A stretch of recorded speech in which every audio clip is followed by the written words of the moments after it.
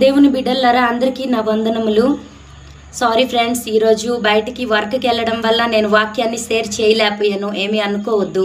Good evening అందరికీ. రండి Bible చదువుదాం.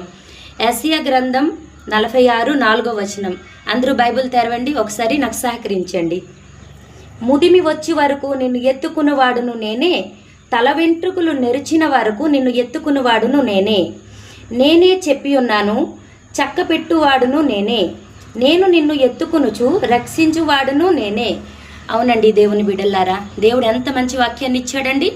ఈరోజు ఈ లోకంలో మనం ఉన్నాము అంటే మనకి ఒక వయసు వచ్చినప్పటికీ అందరూ విడిచిపెట్టేస్తారండి. అది ఎవరైనా కూడా.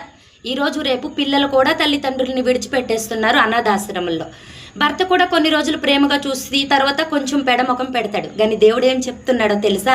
నిన్ను ఎత్తి పట్టుకున్నవాడును నేనే, నీ తల వెంట్రుకలు నెరిచిన వరకు నిన్ను ఎత్తుకున్న వాడును నేనే అని చెప్తున్నాడు.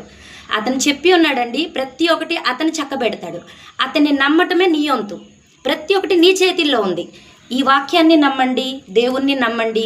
మీ జీవితంలో ఎన్ని సమస్యలు, ఎన్ని శ్రమలు వచ్చిన వరకు, ఎంత ఏదైపోయినా కూడా నిన్ను విడిచిపెట్టకుండా నిన్ను ఎత్తి పట్టుకునేవాడు మన దేవుడు అండి. ప్రతి సమయంలో మీ దేవుడు, నా దేవుడు చాలా గొప్ప దేవుడు అండి. అతన్ని ప్రార్థించండి. మీ సమస్యలు ప్రతి ఒక్క ఈరోజు రేపు మనుషులు ఏమనుకుంటారంటే శాంతిగా ఉండడం ప్రతి ఒక్కరికి ఇష్టం. కానీ అశాంతుల మధ్యలో నువ్వు శాంతిగా ఉండడం ఈ ఒక్క వాక్యానికే సాధ్యమండి. ప్రతి ఒక్కరు అన్ని బాగానే ఉన్నప్పుడు హ్యాపీగా ఉంటారు కదా. పరిస్థితులు బాగులేనప్పుడు హ్యాపీగా ఉంచేది ఈ వాక్యం అండి. ఈ వాక్యాన్ని మనము ఎప్పుడు మన హృదయంలో అంటుకట్టుకొని దేవునితో మనం అంటుకట్టుకొని ఉండాలి.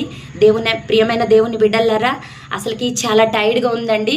చాలా 9 months తర్వాత ఈరోజు వర్క్కి వెళ్ళాను. చేయగలనో లేదో అనుకున్నాను. దేవుడు చాలా బాగా నాకు తోడై ఉన్నాడు. నా ప్రతి ఒక్క అడుగుల్లో దేవుడు నాకు బలపరిచాడు. ఇప్పుడు ఇంటికి వచ్చి నేను వాక్యాన్ని షేర్ చేయడం జరుగుతుంది.